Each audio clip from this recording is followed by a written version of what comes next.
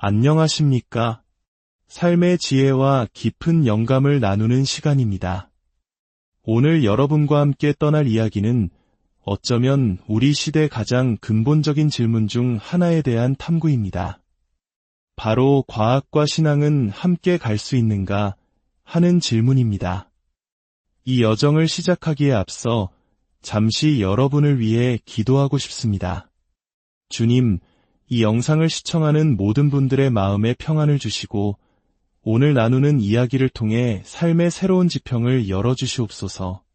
오늘 이 이야기가 여러분의 마음에 깊은 울림을 준다면 구독과 좋아요를 통해 더 많은 분들이 이 은혜로운 여정에 동참할 수 있도록 도와주시길 바랍니다. 여러분의 작은 손길이 어두운 세상에 빛을 전하는 귀한 도구가 될 것입니다. 자, 이제 오늘의 주인공을 만나보겠습니다. 그는 인류 역사상 가장 위대한 과학적 성취 중 하나로 꼽히는 인간 게놈 프로젝트를 이끈 천재 과학자 프랜시스 콜린스 박사입니다. 우리 몸속 생명의 설계도인 DNA의 30억 개의 염기 서열을 모두 해독해낸 인물이죠. 그는 현재 세계 최대 규모의 생의학 연구기관인 미국 국립보건원의 원장으로 그가 운용하는 예산은 나사의 예산을 훌쩍 뛰어넘을 정도입니다. 그런데 놀라운 사실은 이 세계적인 과학자가 기타를 연주하며 하나님을 찬양하는 독실한 복음주의 기독교인이라는 점입니다. 많은 이들이 과학과 신앙을 물과 기름처럼 섞일 수 없는 평행선이라고 생각하는 세상에서 그는 어떻게 이 두 세계를 아무런 모순 없이 자신의 삶 속에 온전히 담아낼 수 있었을까요? 오늘 우리는 콜린스 박사의 목소리를 통해 과학의 최전선에서 신앙의 깊이를 탐구하는 한 지성의 여정을 따라가 봅니다. 사실 오늘날 세상에는 과학과 신앙이 결코 양립할 수 없다고 주장하는 극단적인 목소리들이 너무나 많습니다. 마치 둘 중 하나를 선택해야만 하는 것처럼 말이죠. 하지만 콜린스 박사는 단호하게 말합니다. 그것은 오해라고 말입니다. 그의 설명에 따르면 과학과 신앙은 서로 다른 질문에 답하는 두 개의 다른 도구와 같습니다. 과학은 자연이 어떻게 작동하는가? 라는 질문에 답하는 가장 강력한 방법입니다. 우주의 기원, 생명의 진화, 질병의 원인 등 자연 현상의 원리를 알고 싶다면 우리는 과학이라는 도구를 사용해야 합니다. 하지만 우리 인간은 어떻게라는 질문만으로 만족할 수 없는 존재입니다. 우리에게는 더 근본적인 질문들이 있습니다. 나는 왜 여기에 존재하는가? 하나님은 존재하는가? 죽음 이후에는 무엇이 있는가? 와 같은 질문들 말입니다. 과학은 이러한 질문들에 대해 침묵합니다. 과학의 언어로는 답할 수 없는 영역이기 때문입니다. 바로 이 지점에서 신앙이 그 자리를 찾습니다. 신앙은 삶의 의미와 목적, 그리고 가치에 대한 질문에 답을 주는 영적인 나침반입니다.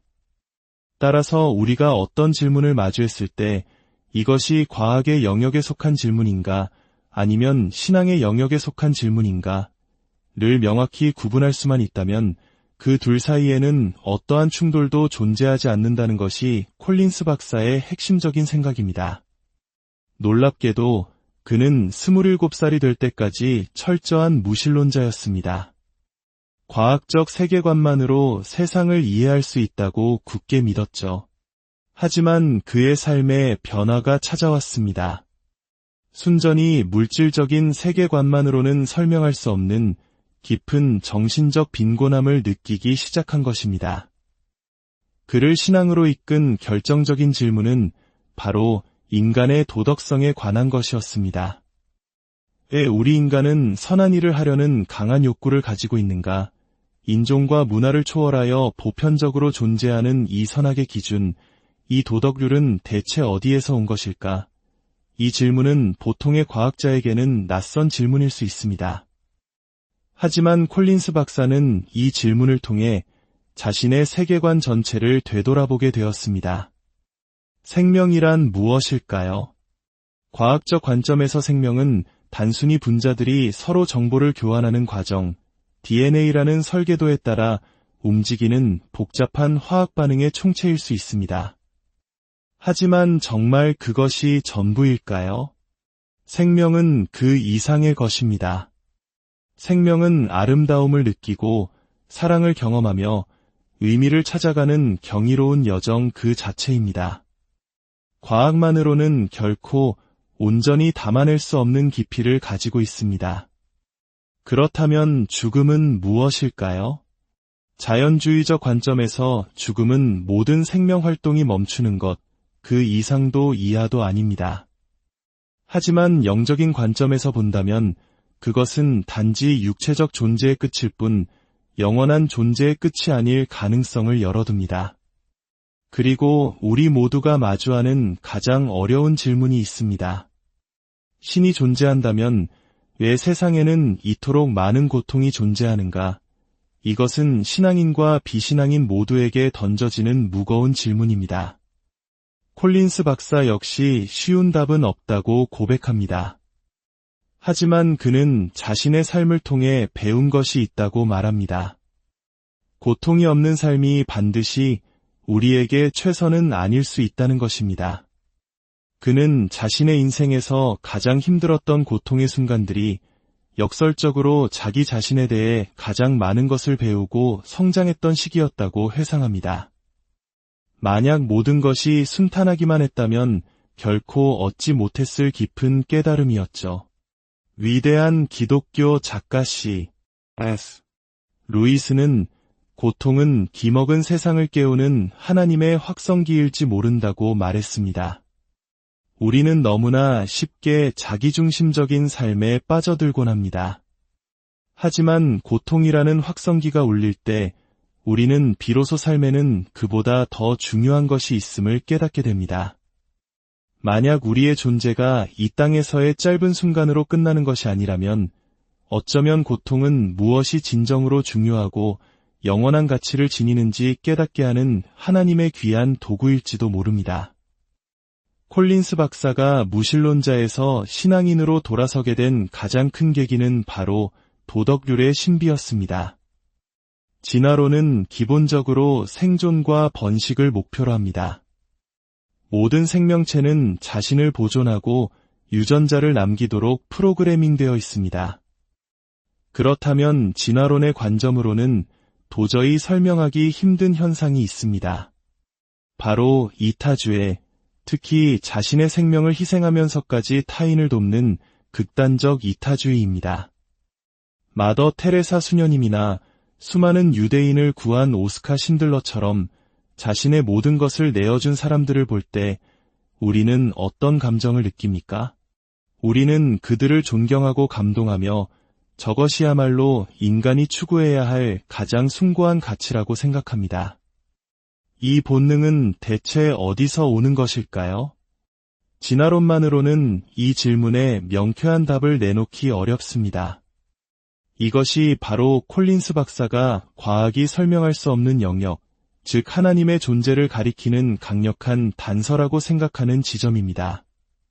만약 우주를 만들고 그냥 내버려 두신 하나님이 아니라 우리 인간 한 사람 한 사람에게 관심을 가지시는 인격적인 하나님이 계시다는 증거를 찾는다면 바로 우리 마음과 생각에 새겨진 이 도덕률만큼 강력한 증거는 없을 것입니다.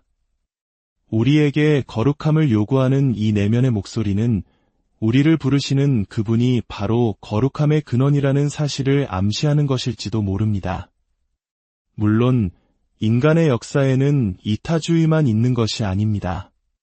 우리는 테러와 같은 끔찍한 악행들도 목격합니다. 그렇다면 이러한 악은 어떻게 설명해야 할까요? 콜린스 박사는 그것이 바로 하나님께서 우리에게 주신 가장 큰 선물인 자유의지의 결과라고 설명합니다. 만약 우리에게 자유의지가 없었다면 우리는 모두 하나님의 명령에 따라 움직이는 로봇에 불과했을 것입니다. 하지만 하나님은 우리가 스스로 선과 악을 선택하기를 원하셨습니다. 그 자유의지의 결과로 우리 인간은 때로 끔찍하게 잘못된 선택을 하고 서로에게 상처를 입힙니다. 그것은 하나님의 잘못이 아니라 자신의 자유의지를 파괴적이고 이기적인 방식으로 사용하기로 결정한 인간의 선택이라는 것입니다. 과학과 신앙의 조화는 특정 문화권에만 국한된 이야기가 아닙니다. 콜린스 박사는 전 세계의 다양한 문화와 종교 속에서도 비슷한 통찰을 발견합니다. 대부분의 종교는 서로 다른 점보다 공유하는 점이 훨씬 더 많으며 특히 자연을 이해하기 위해 과학을 사용하되 그것이 세상의 전부는 아니라는 겸손한 태도를 공통적으로 가지고 있다는 것입니다. 결론적으로 프랜시스 콜린스 박사의 삶과 생각은 우리에게 중요한 메시지를 던져줍니다. 하나님은 연구실에도 계시고 교회에도 계십니다. 경이로운 자연의 법칙을 탐구하는 과학적 발견은 하나님의 창조 세계의 위대함을 더욱 깊이 깨닫게 해주는 또 하나의 예배가 될 수 있습니다. 신앙은 과학적 탐구를 막는 족쇄가 아니라 오히려 그 탐구에 더 깊은 의미와 목적을 부여하는 날개가 될 수 있는 것입니다. 오늘 세계 최고의 과학자이자 가장 독실한 신앙인의 목소리를 통해 여러분의 삶에도 과학과 신앙이 아름답게 조화를 이루는 놀라운 은혜가 임하기를 소망합니다. 오늘 하루 여러분의 삶 가운데 하나님의 놀라운 섭리가 함께 하시기를, 그리고 과학의 경이로움 속에서 창조주의 지혜를 발견하는 축복이 있기를 진심으로 기도합니다. 평안한 하루